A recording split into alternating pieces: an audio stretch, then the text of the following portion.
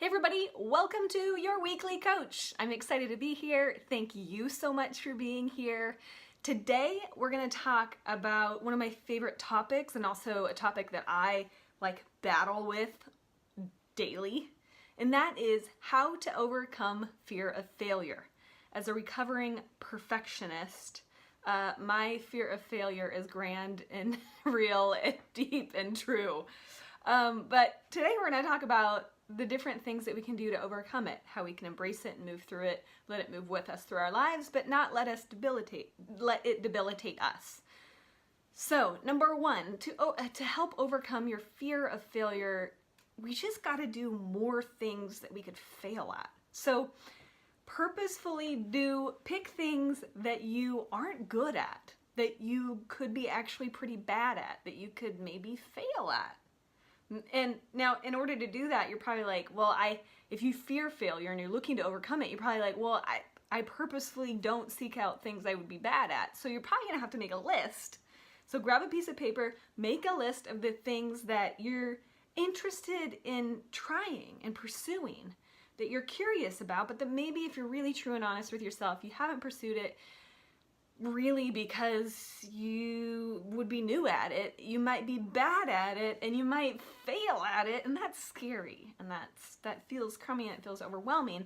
And basically, we're going to compile enough experiences for you where failure doesn't feel like a failure of yourself, but that new experiences teach your brain to grow. And we're going to teach you how to go from more of a fixed mindset. There's a book called by Carol Dweck called Mindset, and she talks about growth mindset and fixed mindset. Well, I grew up with a really fixed mindset, and what that meant was I didn't try things unless I knew I'd be good at them. Failure was like a failure of myself, not a failure of a thing. Failure meant was like an existential state almost, rather than a thing that happened and we should try again. It was like, this terrible thing happened and we should run from it and never try this new thing again. So we're trying in this process now to overcome your fear of failure, to purposefully do the things that you could be bad at, that you could fail at, because if you struggle with it, if you clicked on this video, you probably need more of those experiences. You probably struggle with failure and with fear of failure. The problem is having a fear of failure, that failure just happens. Failure is actually a compliment. It means you tried enough things. It means you experienced enough things. It means you experimented with new ideas and ways of doing things. Failure actually, in essence, is a good thing. We all fail. We should all fail. We should all aim to go so full out that we fail. And the problem is a lot of us just didn't learn how to do it. So we're going to take the time now to kind of retrain your brain to be open. And that's one of those things, I know in a lot of my videos I talk about you got to be open, you got to be curious, but that's true. You know, failure feels like constricting and heady, like that's how it feels for me, right? So I have to constantly teach myself, and I coach other people to be curious, to be non-judgmental, to when we try these new things, to be aware of our experience. I learned, 7 or 8 years ago from a friend of mine who taught me how to pay attention and observe my experience. How am I feeling? What's my emotional state? And so I would challenge you to that as well. As you purposefully try new things, maybe you're like, I've always wanted to try soccer. I had always wanted to try soccer. It turns out the ball flies too fast and it's pretty weird and scary. So, but I tried soccer for a season because I was like, I'm not going to be good at it. I can play basketball, that's with my hands. My feet and the whole coordination and wherever you're supposed to stand and what side you're on and everything else like that was never a thing to me. And the speed in which somebody can kick a soccer ball is so fast. And it's scary, but it was such a good learning experience for me because I got to just be and learn, and I got to ask questions because I didn't know. And it taught me how to be in spaces where I asked. You know, if you always spend your time in places that you're good at, doing things that you've mastered, well, what curiosity is there? None. there's just a false sense of safety. There's no learning, there's no growth, you just are. It's just kind of like flatline, stagnant, right? So make a list of things to try and pick one thing that you will either, so for me it was soccer, it was like signing up for soccer. So pick one thing that you will sign up for, maybe you want to take like voice lessons or something, like whatever you will do, pick one thing that you will choose to engage in that you've been curious about. So it is something, like don't choose something that you're just like, whatever, I have to pick something. You know, we're all, if we're honest with ourselves, kind of curious about something, or we've been invited to do something, we're like, oh, it's kind of scary, I don't know what it's gonna be like. And then later you're like, oh, okay, you know, I'll try it out once I give myself permission not to be good at it, but just to experience it, to let other people guide you, to let other people be better at it. Like that's also a really humbling thing, but really cool to learn. And it teaches our brain how to think differently. And if you are a recovering perfectionist like me, I need that. And you need that too, if that's the case. And then also there's a piece where we got to get real with ourselves and be like, what is it about failure that makes it so scary? Like, what does it symbolize to you? I think once we can get to a place of understanding the symbolism of failure and what that means to you, well, then we can heal it.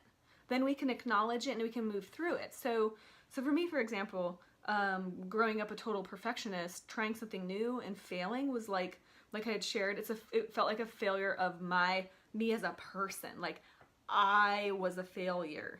And that symbolism for me meant that I wasn't worthy, I wasn't good enough, I lacked value. Like that's pretty heavy, that's pretty deep, but that's what it felt like. So of course, if that's what that feels like when I ask you that question, you are not going to want to pursue anything that feels anything less than success or anything less than something you already know how to do or have mastered. But our goal in that today isn't to pursue that. It's actually to go, oh, interesting, is that really true? And when I questioned myself and I thought, gosh, is that really what I feel, you know, about myself when I try new things, when I fail? I'm like, no, I admire. Like, don't you admire people that try new things? Aren't you just like, you just want them to, you're just rooting them on, you just want them to be as excited as you are about that. You just want them to like master it. You just want them to feel good. You just want to be like, isn't this thing so cool? Yeah, I like it too. You like it? Awesome. Let's try it.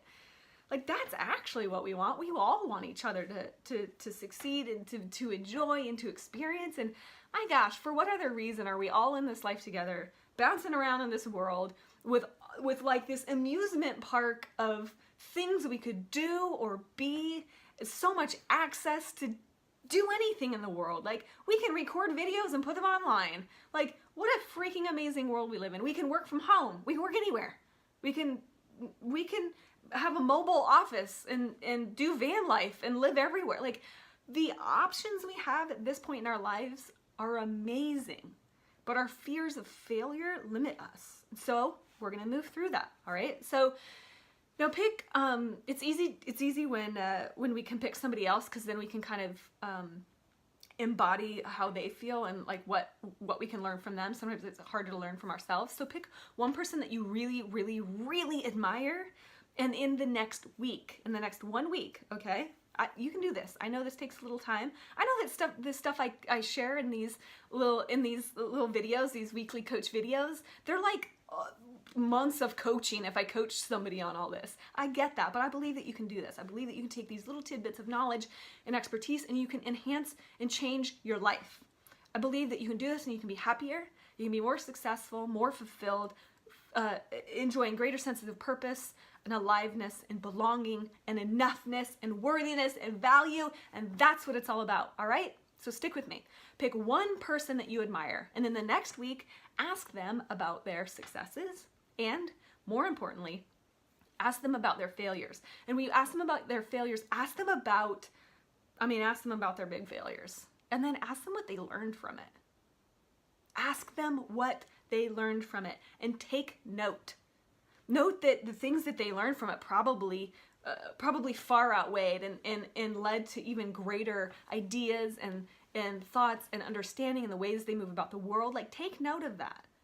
Failure is learning. Failure is growth. Failure is like lessons.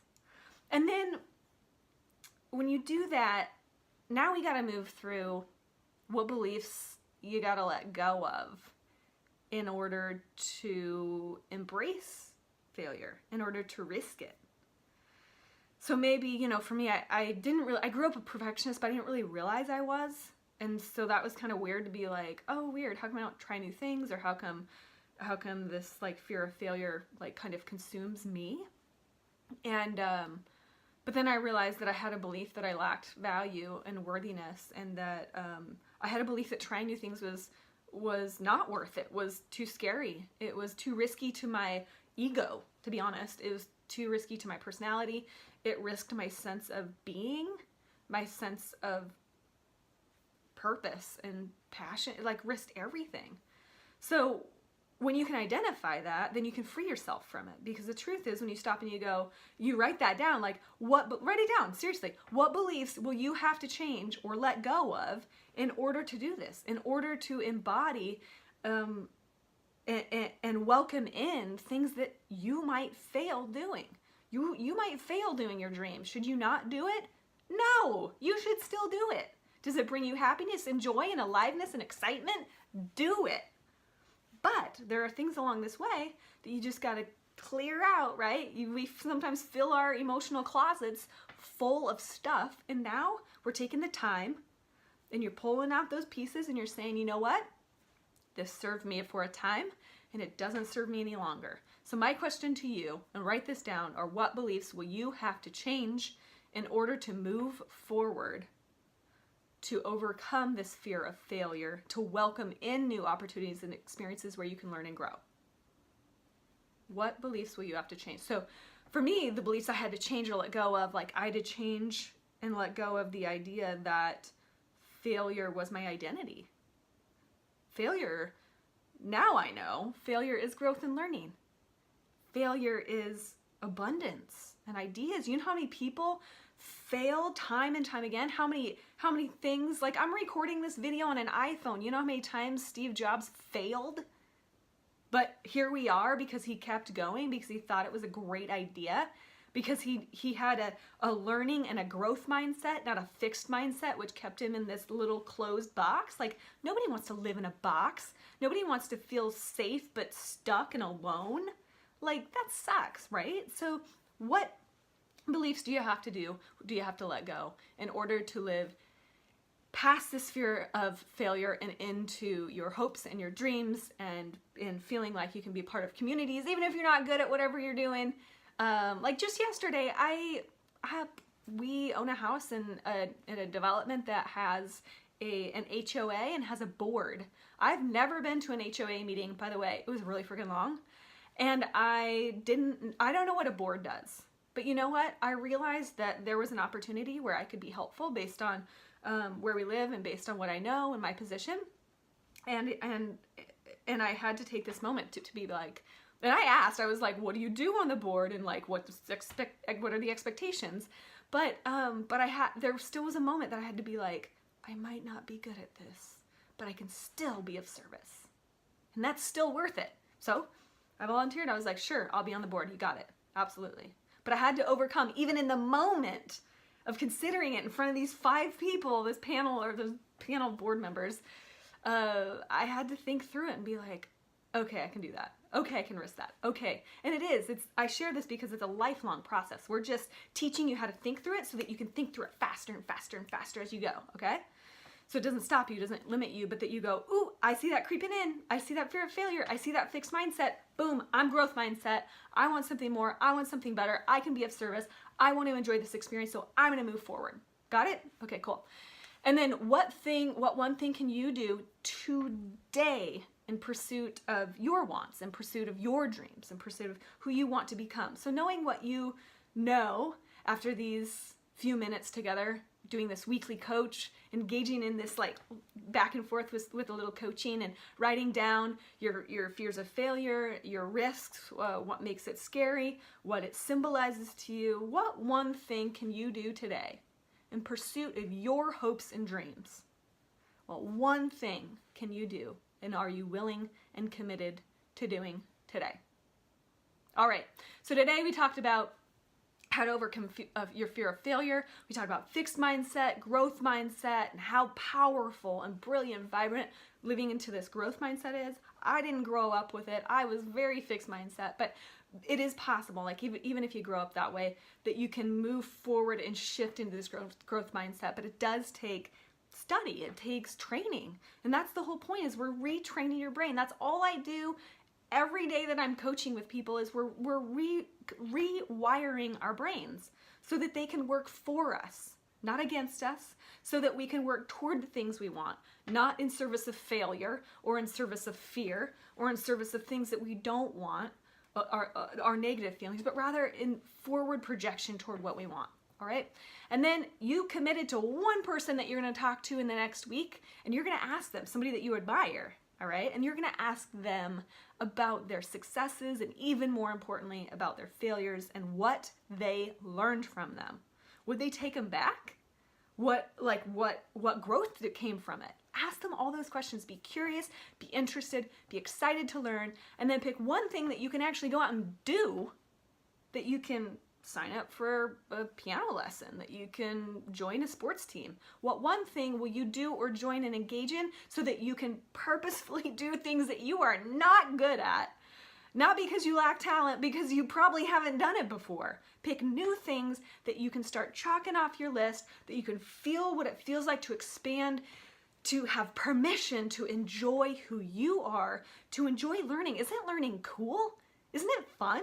It's fun to learn. It's fun to grow and expand and to experience new and different things. So pick one thing that you can do, that you can give yourself permission to learn and grow, that you can be in a nurturing environment, you can learn from other people, ask questions, and then report back, write that down, tell me about it.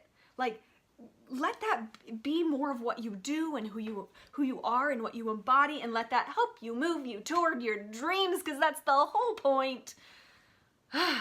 All right. Go get them. I believe in you. You can do this. You really can. You can do this. I know it might be years of programming about failure. I know failure is a huge, huge thing, a huge deep well, especially in all of us. But you know what? You can get out, and you can take steps to move from this fixed mindset now that you know better. Because when you know better, you do better, right? When you know better, you can't go back. When you're like, oh, that is how I grew up. Oh, that is what I think. But it turns out that these beliefs that I've had aren't true. I don't believe that if somebody else fails, they lack value in the world. Like, really? You believe if somebody else fails that they lack value? You believe Steve Jobs lacks value? That's ridiculous. So you can't, if you're going to hold that standard for somebody else, you get to hold that standard for yourself, that you are good and you are worthy and you are allowed to make mistakes and you are allowed to learn, and that you are destined for good things, amazing things, incredible things, and that you are beautiful and wonderful and deserving of not having to know everything. You are still valuable. You are still important. Okay? All right, who you are is important. What you have to say, it so deeply matters. And you, exactly as you are enough. I will see you next time.